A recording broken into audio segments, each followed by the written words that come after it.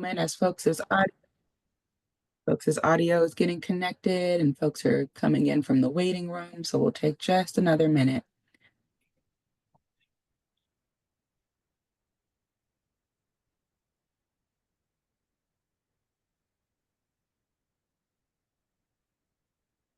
All right, looks like we've got folks in. I am Ayana McGee. I use she, her pronouns. I'm the Director of System Implementation here at Sacramento Steps Forward. Really excited to be in this space with you all today and be talking about the community standards and specifically the program performance reports. The session for today, it says prevention and outreach on the side, but the session today is specifically for shelter programs and transitional housing programs. So I know there's probably a mixing of folks in the space and we'll get to a poll, but that'll be the focus for today. Let's go ahead and shift over to the next slide. All right, so we just want to do a quick welcome poll. It helps us to take stock of who's in the room. So we'll go ahead and pull that up now. We would love to know which program type you are representing. If it falls into the other category, just drop that into the chat. I know we had a mixing of folks register for the session. For example, I saw many CalAIM providers register for the session, so I'd love to know if you're in the room. Our next question is, how knowledgeable are you with the community system performance report? That's what we're going to be talking about today. Helps us to know just where you're at with it. Have you seen it before? Are you knowledgeable about it? Do you feel like you're an expert? Everyone is welcome. Our next question is, how knowledgeable are you with the overall community standards? And our final question is, how do you feel about having regularly monitored system performance reports? Maybe you're excited, maybe you're concerned, maybe you feel so-so. It's great, whatever the case. Everyone is welcome here. So I'm just letting these poll results come in for a moment.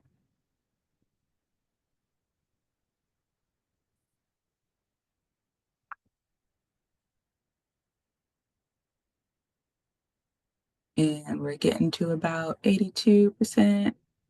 I'll let a couple more come in.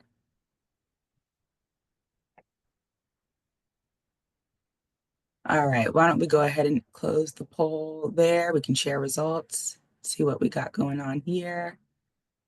So it looks like we've got indeed many shelters and transitional interim housing representatives in the room. Welcome, welcome. I know there's some rapid rehousing folks in the room too. One person from prevention. Hi, one prevention person. And we have a couple folks from permanent supportive housing. Great. Many folks feeling not knowledgeable or somewhat knowledgeable. That's exactly why we're having the session today. So welcome in. And then 25% excited about the performance reports. Yes, excitement. And many folks, 26%, who are feeling mixed. That's fair too. 46%, most of us are just here to learn. Great. Love learning. Alrighty, so let's go ahead and close that out and move to the next slide.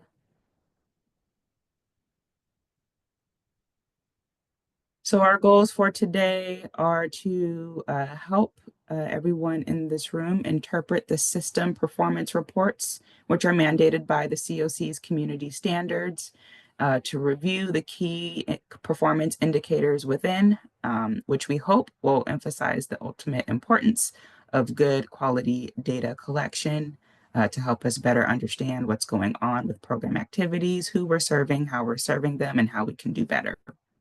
Next slide, please. We'll go over some quick implementation updates with regard to the community standards, just so you can see how the COC is starting to apply them with providers of homeless assistance programs. We'll review the performance reports to gather your feedback and insights, and then I'll give you a quick heads up of what to expect after this session with regard to reporting expectations. Next slide. The community standards were approved by Sacramento County and City COC in December of 2023. These Community standards serve as a basis for ensuring that all publicly funded programs for people who are at risk or experiencing homelessness are offered in a consistent manner in line with federal, state, and local funding requirements, evidence and are based on evidence-based approaches to providing equitable, effective, and efficient assistance. Next slide. Before I jump into the updates, I'll just add briefly that the community standards were developed through a year-long process of community engagement, and were informed by, again, national, state, and local evidence-based practices, and were intended to be built upon existing funding and contracts that we have in our continuum. So when implemented to fidelity, these standards should help drive performance improvements and improve the experience of people who use homelessness services. So we can talk a little bit how we're starting to apply these across our continuum. Next slide. Since the COC's adoption of the standards in December 2023, Sacramento Steps Forward has worked with the city and county and SHRA to include the system and performance reports as part of the Regionally Coordinated Homelessness Action Plan, or RCHAP. We updated our NOFO funded permanent supportive housing contracts to incorporate the community standards.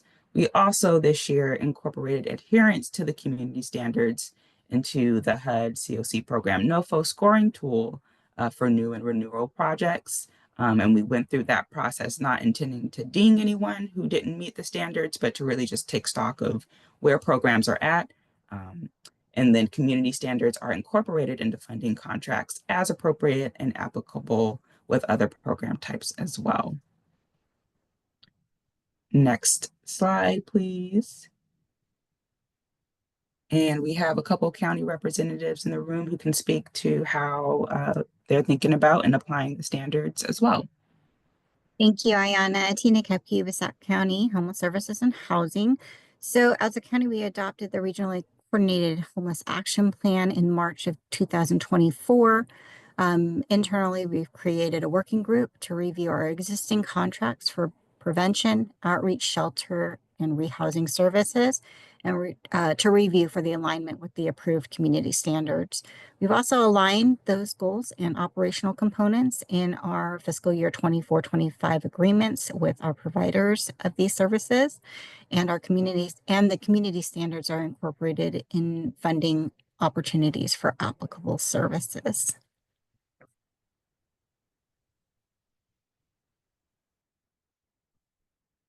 Thank you, Tina. Yeah, just jump right in. Rolf Davidson. So what we have done to date so far is start including the community standards in our RFPs for service and asking our providers how they intend to meet those, and then using those as scoring requirements, scoring in our RFP selection process. And then including some of the language, select bits of the language in our contract updates as we go forward. I think our goals are really to start working heavily on areas of developing sort of shared housing stability plans with our partners, and then also, potentially with the county to sort of make sure they're standardized. Increasing case manager supports and supports for rehousing are sort of the areas of focus for us right now. That's awesome. Thank you, Rolf. Alrighty, let's shift over to the next.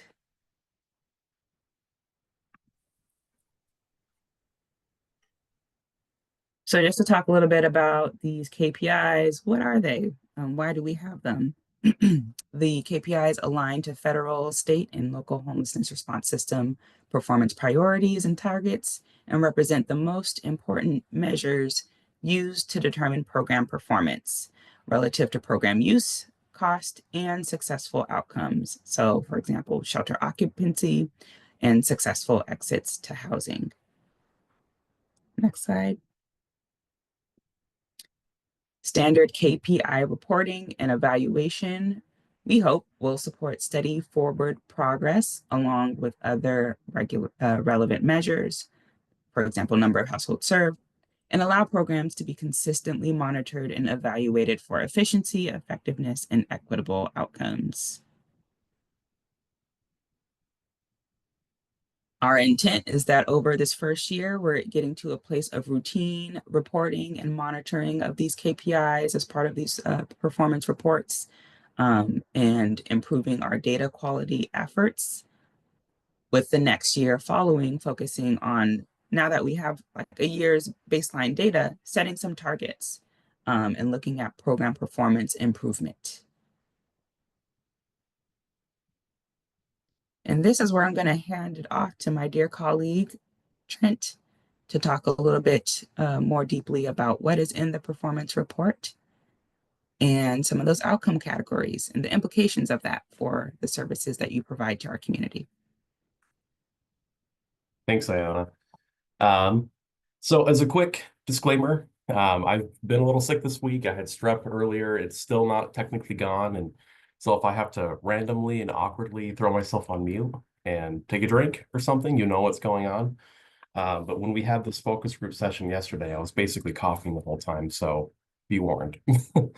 In the interim, let me share my screen really quickly. All right. Can you see my screen? Yes. Perfect.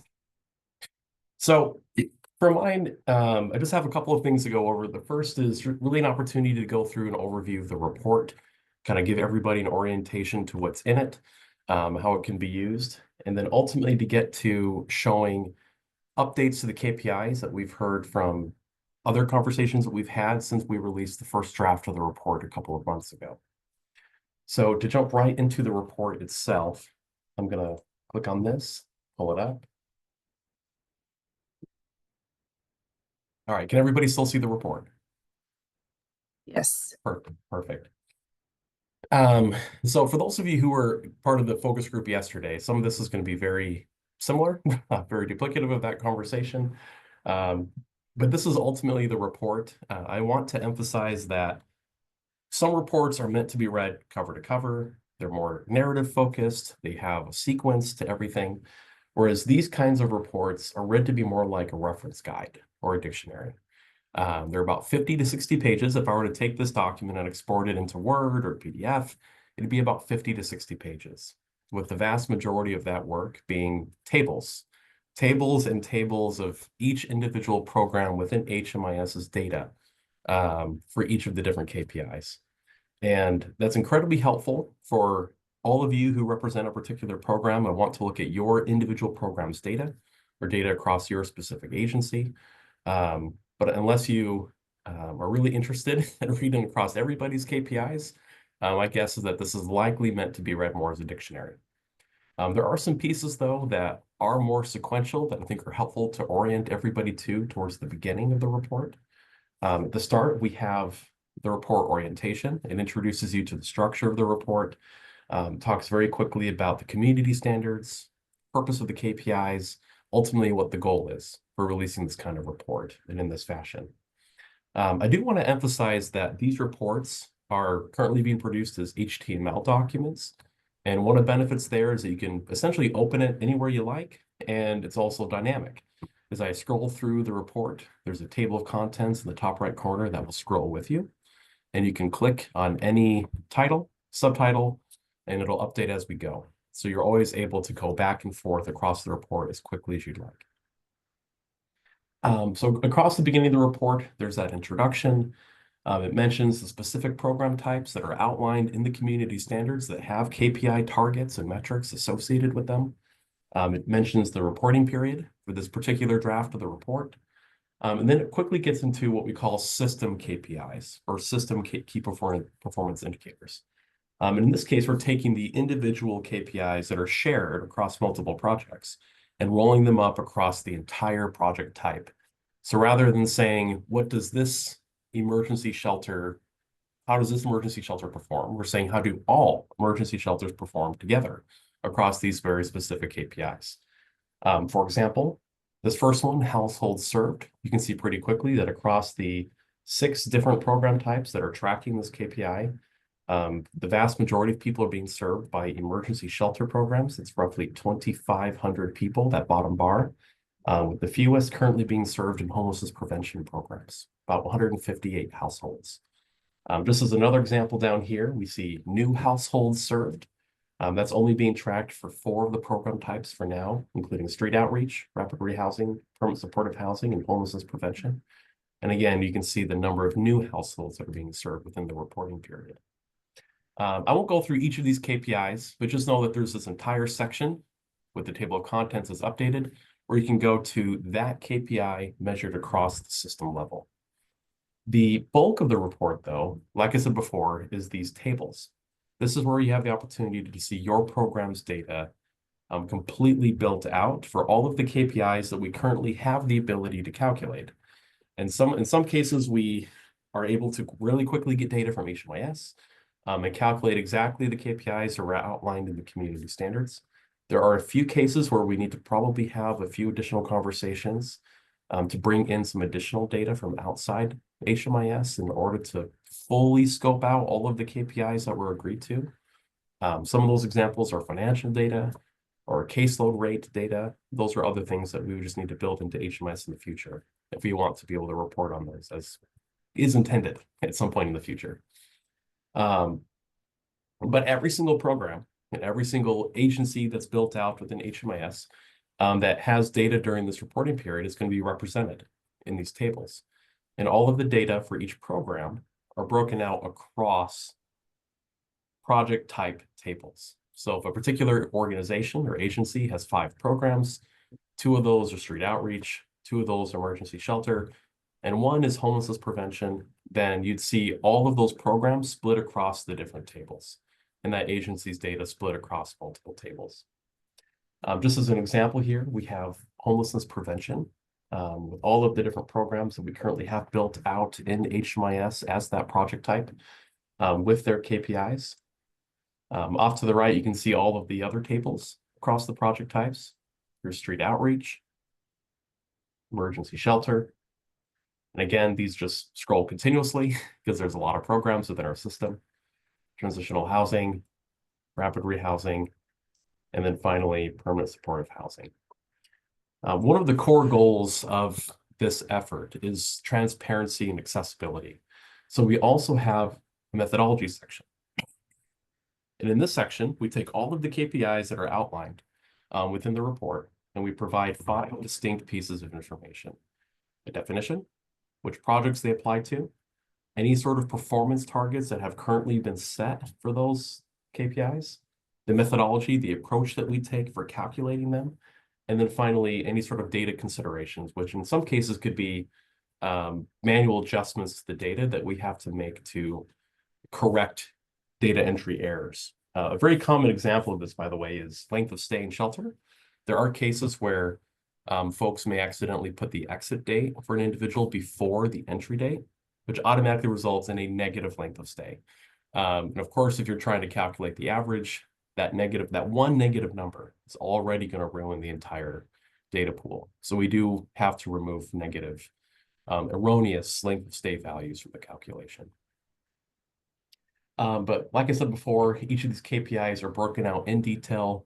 Off to the right, you can see the table of contents updating, where you're able to scroll or immediately click to whichever KPI you'd like more information about. And then finally, we have the appendix.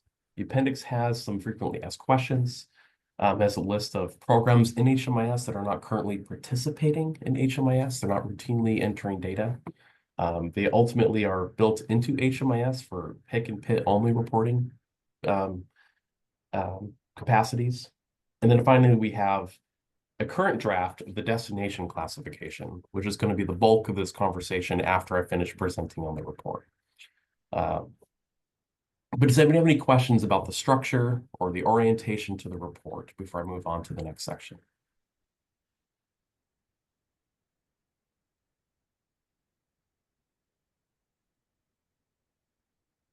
All right. With that, I'll go back to my PowerPoint. So, like I mentioned before, since our last session, or really since we started putting out the draft of the report, we've got a lot of feedback about some of the KPIs. But in particular, we noticed a lot of feedback about how we classify outcomes from projects. That includes whether or not an outcome or an exit destination marks success of the project, or if it's something that's more negative. As you know, in the KPIs, we track 3 distinct KPIs that are related to the success of the outcome. That includes successful housing outcomes, which is defined as essentially positive housing destinations or destinations that result in stable, permanent housing.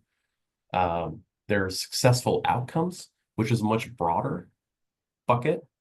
It's not just housing destinations that are positive, but it could even include non-housing related destinations that are positive based on the project type where the person is exiting.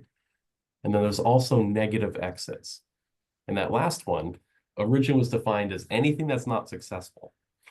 And what that ultimately showed was significantly high percentages of exits to negative destinations.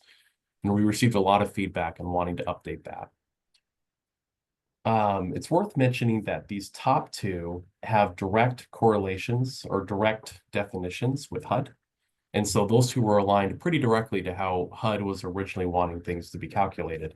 But this last one, negative exits, there's a variety of different community standards. And we had picked one where we're able to get data on people who are calculating some of these things. But just to mention, negative exits is not tied to some sort of a specific HUD standard. That tends to be community defined in each of the areas that track that KPI. So with these 3 KPIs, the sum of the feedback that we got from multiple different sources was essentially to update these 3 KPIs in these ways. For successful housing outcomes, ensure that that one in particular is directly aligned to HUD.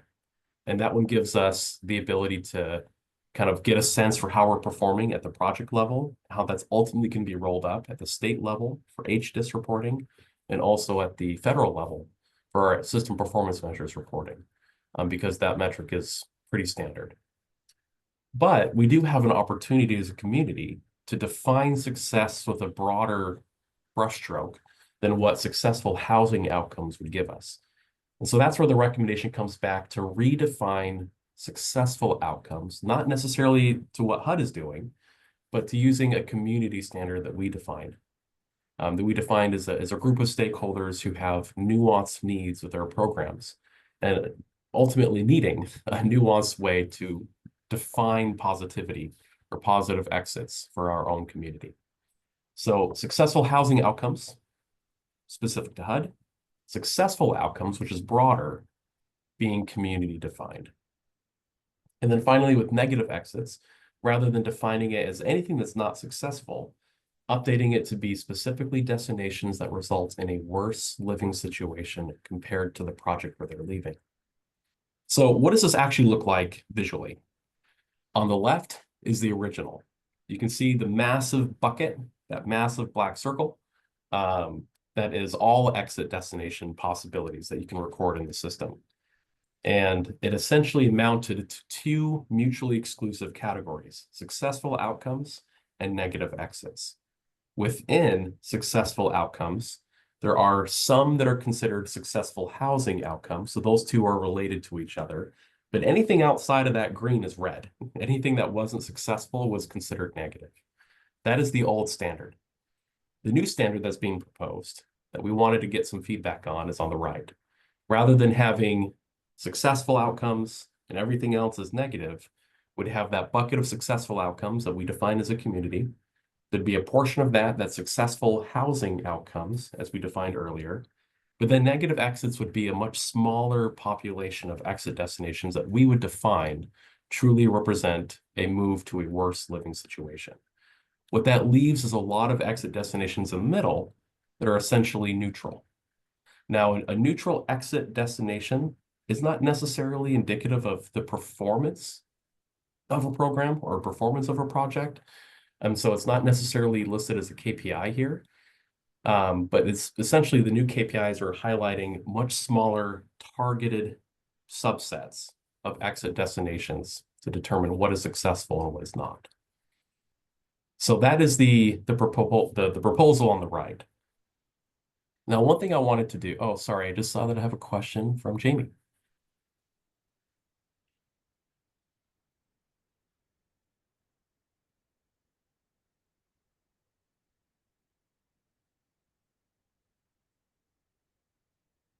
Oh, thank you. I was waiting to be unmuted. Thanks so much.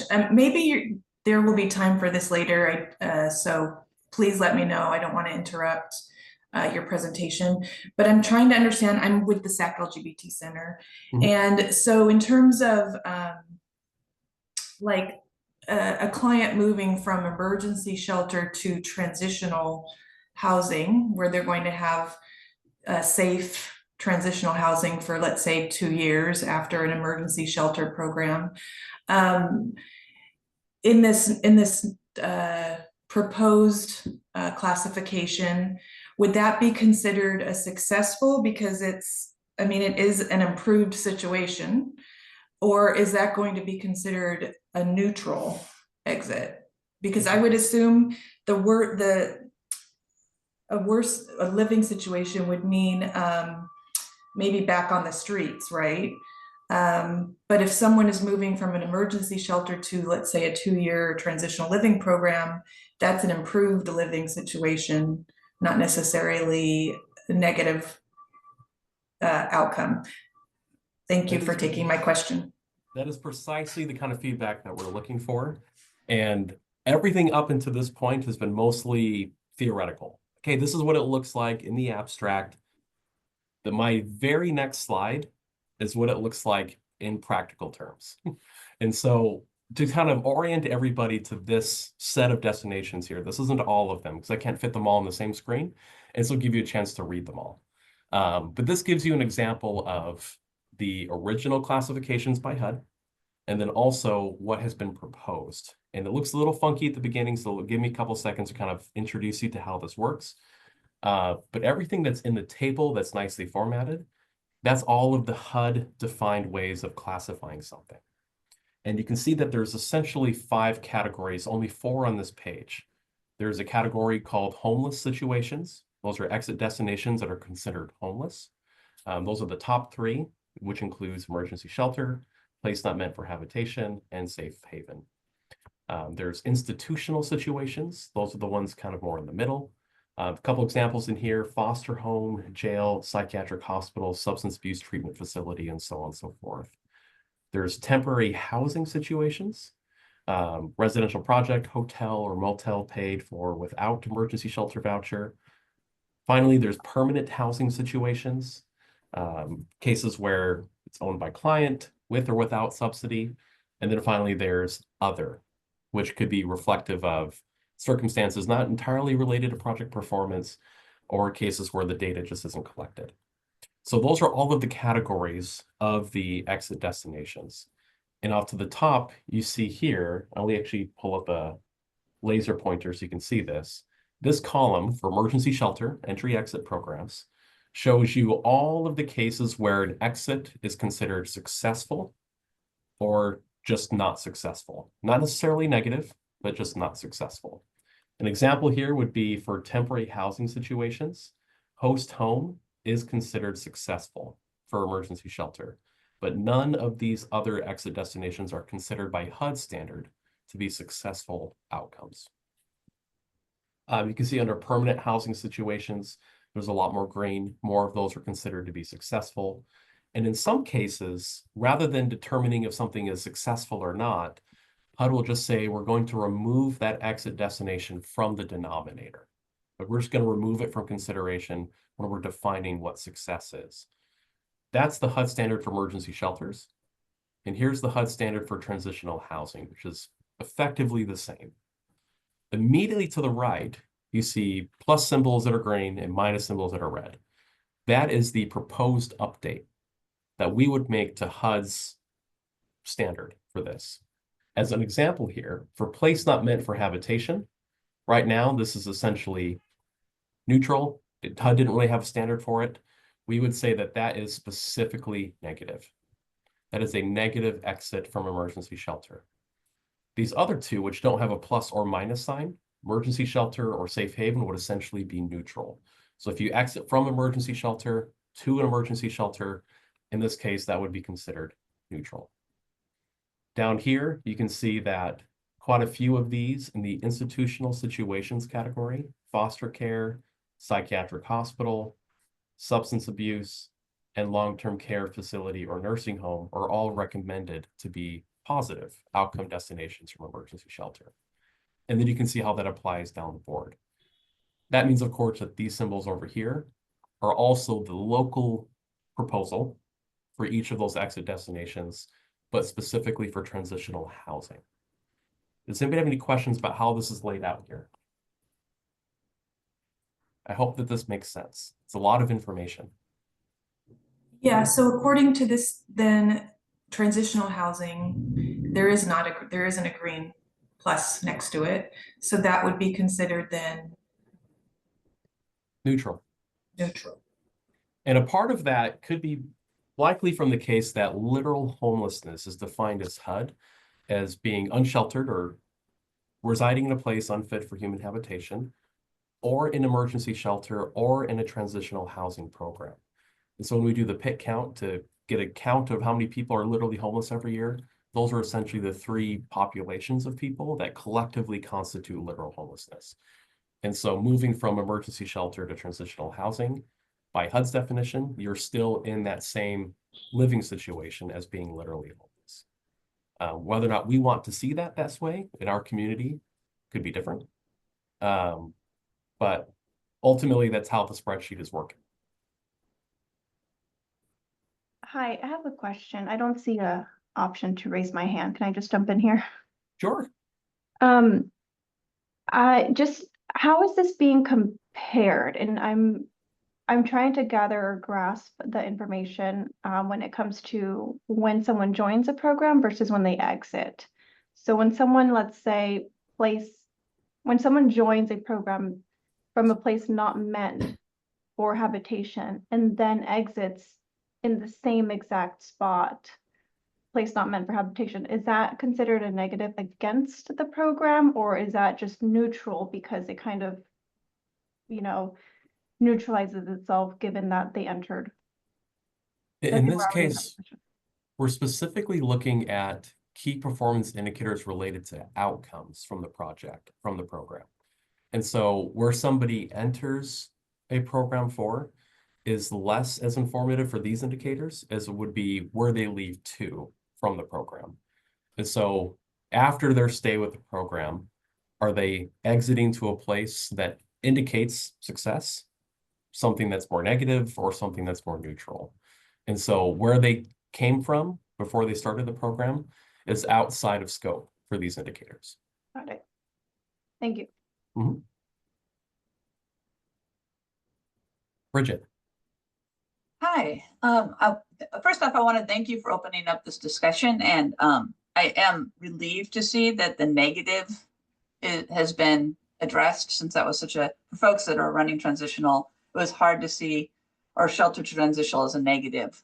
My one question is, since these are public dashboards and sometimes get looked at by folks that don't have a deep understanding of HUD, can we just have a really brief yet clarifying explanation on the dashboard of what kind of neutral means, and that we're using a little bit explaining how we are using HUD's view on this. In other words, the goal for HUD is always completely resolve homelessness, and that at times, given the short terms of a shelter or even some transitional, we're not going to see a complete resolution, but we'll see a step. And in those cases, it goes to neutral. Something explaining that I think would be helpful. I could just see it's getting weaponized in social media and the press if we're not contextualizing things. Yeah, I completely agree. And honestly, we have other reports as well, like the system utilization report, where we try to provide some of those case examples as well. Because, I mean, at least in my opinion, getting to 100% utilization for a program inventory, for an inventory-based program, is pretty difficult, because depending on what your turnover procedures are, that automatically introduces vacancies. And so your operating max capacity or max utilization for a program is almost always below 100%. And so providing some of that nuance from the report and say, hey, well, sometimes it takes time for turnover, the referral is still processing, but that bed is being held for that person. There's a lot of these circumstances that is completely lost when you say 80% utilization or 85% utilization. And so adding in additional context, case examples of why these indicators look certain ways is exactly what we'd hope to do. And I think that's a great example of where we can do that in this report.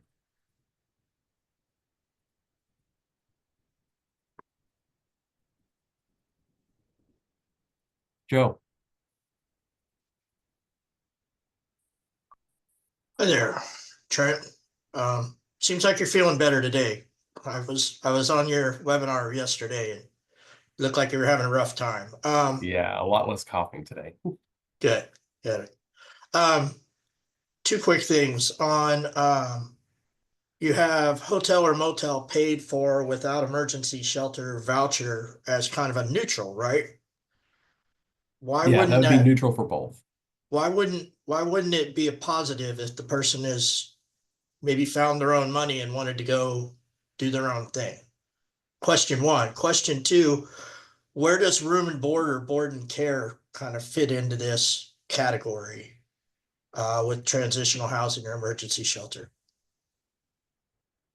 Ayanna, I don't know if you have any extra context on the latter end of some of the discussion that was had around that one in particular. The way that I would probably guess is the reason why this one is considered neutral specifically is because if you're already in emergency shelter or transitional housing, it's temporary. Like you're in a very temporary place. You're not really meant to stay there for very, very long. And so if you exit a temporary place to a temporary place, in this case, hotel or motel paid for without a voucher, then the understanding is that they're exiting to some place that is also temporary. And so going from temporary to temporary is considered to be neutral, as opposed to securing someplace more permanent or where they have an expectation that they can stay much longer. I think maybe I was focusing on the subsidy side of it, right? They're going from a place that is being subsidized like emergency shelter or transitional housing to a place that's no longer subsidized, which to me seems like a win because it opens up a spot for someone else to take up that subsidy, whether it's shelter or temporary housing. From that standpoint, to me, it seems like a win. But I also understand your idea, the concept you've laid out of it's still just a temporary landing spot. And I think one of the things that's complicated about these exit destinations is that in reality, depending on the person, some of these really should be seen as positive. In other cases, maybe they're neutral. In other cases, maybe they're negative based on very individual circumstances. But the difficulty of that nuance is that we're also endeavoring to provide a community standard that allows us to measure these things in a standardized way. And so I think there's going to be a lot of cases where the final decision isn't perfect, but hopefully covers as many cases as we can. And I want to, since your hand is coming right up, I was going to go just to Cynthia, your comment, how is prison considered negative in transitional housing? If that is out of the provider's control, won't it reflect negatively on the program? Cynthia, do you want to add anything else to that? No, I was trying to understand the thought process behind that because oftentimes some of these destinations are out of the provider's control, but they're held accountable for it.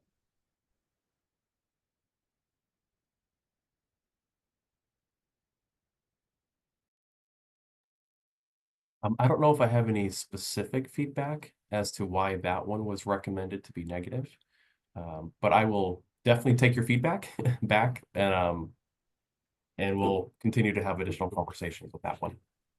And I think that's a good point too, Cynthia. And I welcome if we have our city and county partners still on the line to share how we've been thinking about that particular one. But I think this is another example of like how we're striking that balance of needing to get to some community standards and also recognizing that the individual experience of the client, the best next step for them may differ from what is defined in a category. So we're trying to, get that balance. So welcome thoughts from any of my partners on that one though.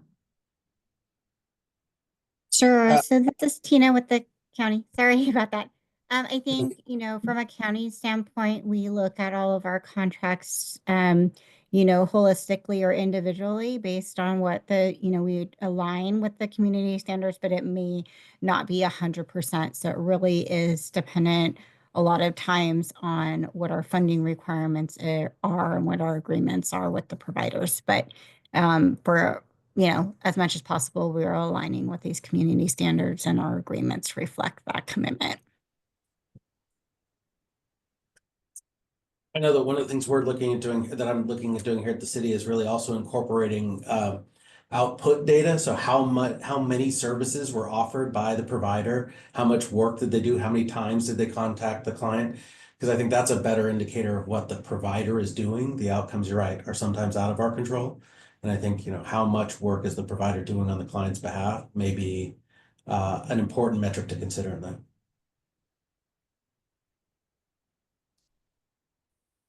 Thank you both. Richard, I see your hand up. Hi, aloha. I'm Richard. I'm new with the Sacramento LGBT Center and new to working in homelessness in California.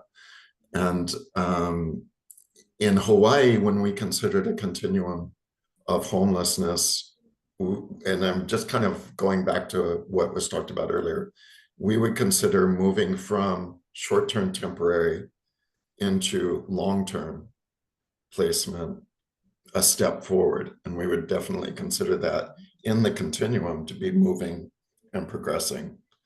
So is there somewhere in this document that has a map of what Sacramento considers progress?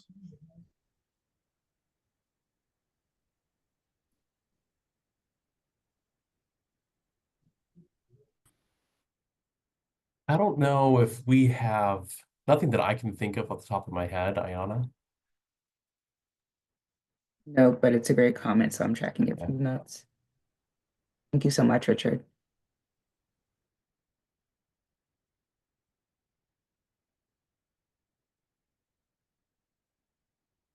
Are there any other comments on this set of exit destinations? There's one more page. It's a little smaller, a shorter page, but want to make sure to get everybody's comments before I move on to the next slide.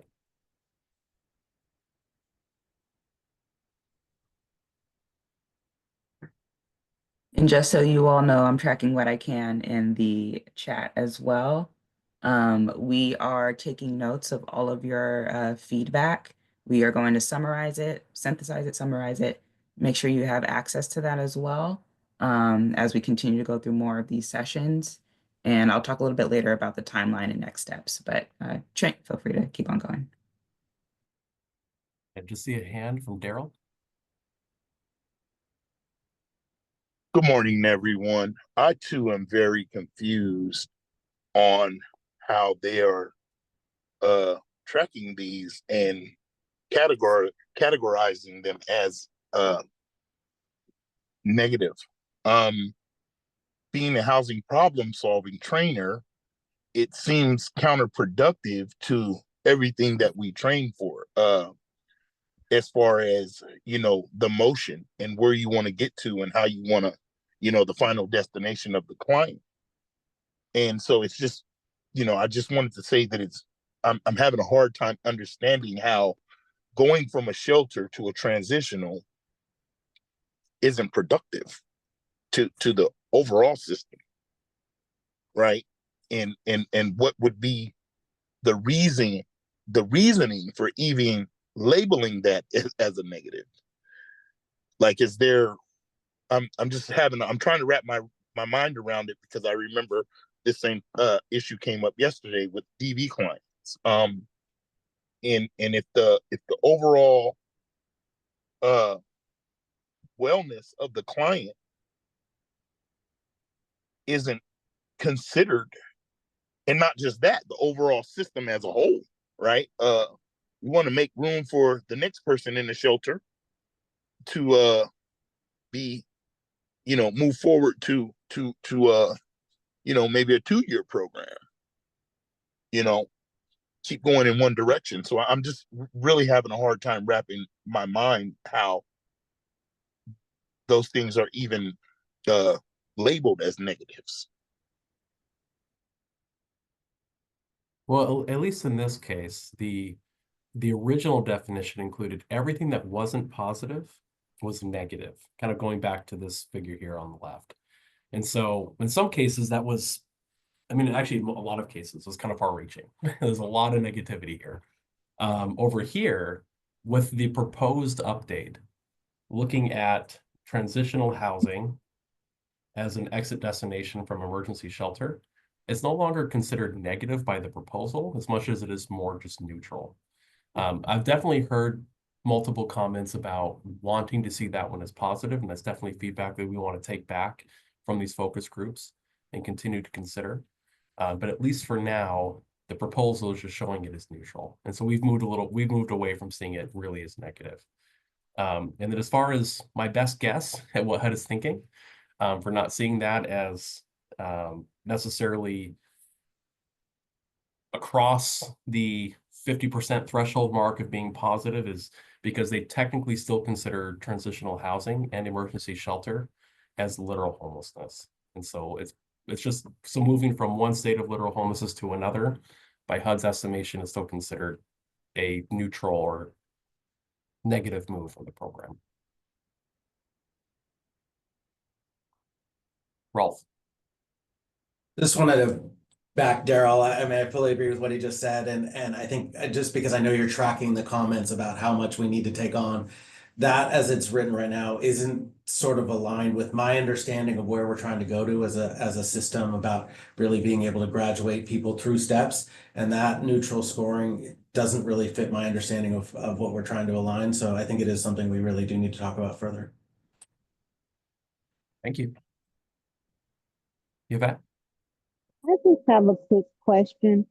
If it's a positive, if they turn themselves in to clear whatever they need, when they return, are they in the same housing position to get temporary housing or any type of housing? Does that make sense? Can you hear me? I can. I'm thinking about Oh, if there's a standardized way to respond to that. I think it kind of depends on circumstances. so then does that mean they lose their place? Or do they have to start over? I mean, because if it's a positive, I'm turning myself in, maybe it's 4 weeks or 60 days. Are they then allowed, because they did that positive, to clear that? Are they in the same place? Or do they have to start this process all over again? I'm not sure. It's a good question. Thank you.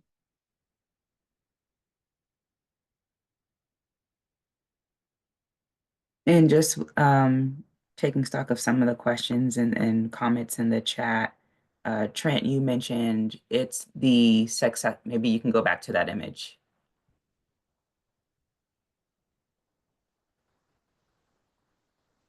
The original or HUD defined definitions of these outcomes are on the left side. So there's successful housing outcomes, successful outcomes, everything else is negative. And what we're proposing here is the successful housing outcomes, then the larger successful outcomes outside of housing, and then more clearly or narrowing down what are negative exits. And what we're trying to get to is a community definition of the successful outcomes and the negative or neutral outcomes. Right? So it's not HUD that's defining this for us. What we're trying to do is get to a community definition of those particular outcomes. But there's still pieces that are HUD aligned. So specifically in this case, on the right, the proposed destination classification of the 3 KPIs that we're tracking in the reports: successful housing outcomes, successful outcomes generally, and negative exits. That darkest green bubble of successful housing outcomes is HUD aligned. And so that one is very specific to HUD. And so a part of that could be, just based on the accountability that we have to HUD for our system performance measures. That's one of the core figures that kind of determines whether or not we as a COC get certain funding. And obviously there are programs that receive funding through HUD, through SSF. And then of course, we also as a continuum of care get more generalized funding from HUD, and we are held to certain obligations. And so there are multiple buckets of mandates here that we're trying to respond to. Bridget. You know, I think as I look again at that slide, one of the things that gets under my skin is that it's the successful housing outcome. Because what we're all saying is, wait a minute, it is a successful outcome to go from shelter to, but what you're saying is, I wonder if we just simply change that to complete resolution of homelessness. Then I would get, it's some of it is that successful outcome language is that bugs me, because it is a successful outcome to move from shelter to transitional, but it's not a complete resolution of homelessness. So I'm wondering if some of this we could just, at least by adding more refined language about what successful housing outcomes means, right in those kind of graphics and charts themselves would help with some of these issues. I appreciate that. Yeah, it's a great comment.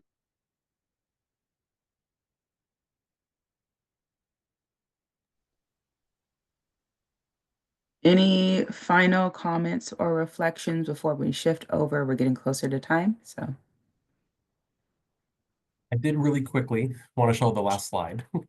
So in this one, the major shift is, in this case, these were already being viewed as negative because anything that wasn't successful was negative in the original proposal. But this just indicates here that for emergency shelters and transitional housing programs specifically, anything in this other category is still being considered negative. So in this case, except for deceased, client doesn't know, client prefers not to answer, data not collected, no exit interview completed or other. All of those would be considered negative in the new proposal. Any comments or feedback on this one?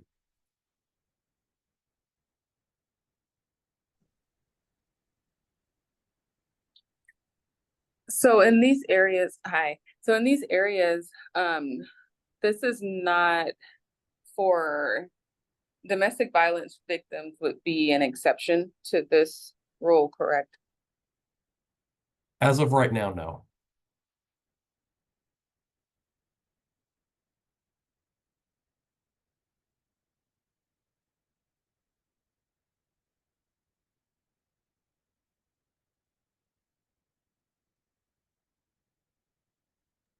Sorry, this is Cynthia. Can you repeat, what did you say with deceased? That would be neutral? So deceased is removed from calculation. Okay. And so when we determine what's positive at that point, anybody who is deceased during their stay of the program, they would be removed from the calculation. That's HUD standard.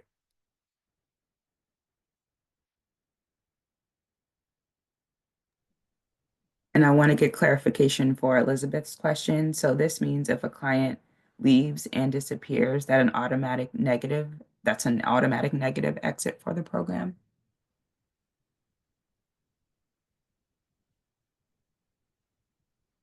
In this case, yes. In this case, yes. The standard of having everything in this other category is seen as negative doesn't necessarily apply to all of the program types.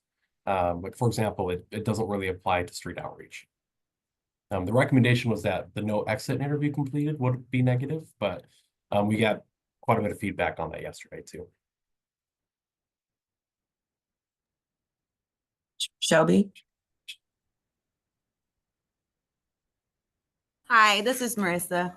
So I was just wondering, we had a client that exited to the Army. So, and we listed him as other. However, I don't think that would be negative, maybe neutral, but is there a different option that we could have picked or that you would suggest so it's not a neutral or negative, or would it be just a neutral exit? That's a good question. What I'd recommend for that one is probably coming to the HMS team office hours. Because if you're having this question, it's likely something that we want to work up into a job aid that we would apply more generally. And so I will raise that question with the team and see if I can get back to you on an individual basis. Okay, thank you. Is there any possibility in the future that anything is going to be added to include? Because I feel like for especially like the emergency shelters, these lead to a tremendous amount of negative exits that are truly without outside of our control. For instance, we'll have a lot of clients that will come in, they'll do their intake, and then they won't show up that night, and they're just gone. Or they'll stay for 2 nights. They'll have done their intake. Their next scheduled meeting with their case manager will be in a week, and then they literally just disappear.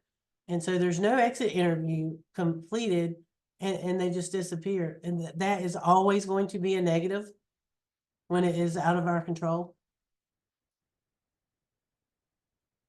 By this standard, yes, but that's exactly why we want to get this feedback. And we're having this conversation. So as much as we can take these circumstances back and use that to inform what we decide, it's incredibly helpful. This is Tara with the Sacramento County Office of Education. I heard you, Ayana, that we're about at time. So I don't want to open a can of worms, but I just want to give a statement that I don't felt like could be honored in the chat in the same way. And everybody won't understand, and that's okay. For those sort of bringing these questions to us in education, given that our definition is so much broader than HUD's, which is outside of education, my brain is grappling with some of these neutralities, and Joe's question and my question back in the chat, or my answer back in the chat, if you will, about we see a lot of families who are in motel living with a lack of an alternative, a way out, right? Without the funding to have a deposit and move on to different housing. Although they're not seen by HUD, it doesn't align with HUD's definition. That's very much a population that we, just to have those of us who understand the difference between the education definition and HUD's definition, look through that lens at what we know is many families who are moving between HUD's definition and education's definition. And some of these, I appreciate the neutrality actually of the motel example. And I think there's other neutralities we might see having that lens. So just want to give that scaffolding, if you will, of this view. Thank you. Thank you. Thank you so much, Tara. That was a great comment. And we are unfortunately getting close to the hour. For those of you who have your hands up, please do either type in the chat or send us an email. I'll put my email in the chat. If we can get the last poll up, that would be fantastic. And in terms of next steps, as I mentioned, we are capturing all of this really great feedback. I'm so appreciative of the way that you all are stepping into the space and speaking to the nuances of the individual stories of the folks who are navigating these programs. So thank you, thank you, thank you for that. Again, we're going to summarize all of this and make sure it's available to you all. And following that, the draft of the current performance report was sent out via email in September. We will have one more provider session coming up pretty quickly here. We'll again share those feedback from all of the sessions with you all. And we're also working to look to other communities. So we're reaching out to other communities who have developed community standards and similar performance reports to see how others have navigated some of these nuances. So we'll be doing that throughout the end of the year. Our aim is to have an updated performance report by January, and then we'll have some follow-up sessions to go through that updated report with you all to see, did your feedback get in there? Did your recommendations adjust the way that report is structured and the outcomes are reflected? So we'll have additional opportunities for feedback. And then we will take this to the System Performance Committee, the COC's System Performance Committee, for review and approval. And we hope to have a final report in February. So again, as you're percolating on this report and as you're diving deeper into it, feel free to provide feedback to my email, and we'll be capturing that and continuing capturing all of this as we move through the sessions. So the polls are up. Those are you who are still in the space, please do respond. Do you feel like this session was valuable? Do you feel like you had a fair opportunity to provide feedback? If not, hit up my inbox. I'm happy to talk about it and make adjustments. After participating in this session, how do you feel about having regularly monitored system performance reports? I'm seeing some more concerns. All right, good to know, good to know. Seeing some mixed feelings and some folks who are still just here to learn. Thank you all for your responses. And would it be beneficial to have a feedback session for population-focused provider types, especially with some of the information and the feedback that we've gotten today? I'm hearing a lot of nuances based on population, like CHE, like families, like folks who are justice involved.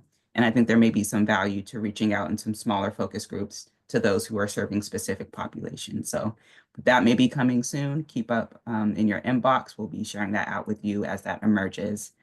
All right, that was my quick end, my quick close. Thank you all so much again. I appreciate you all, and take care. Be well.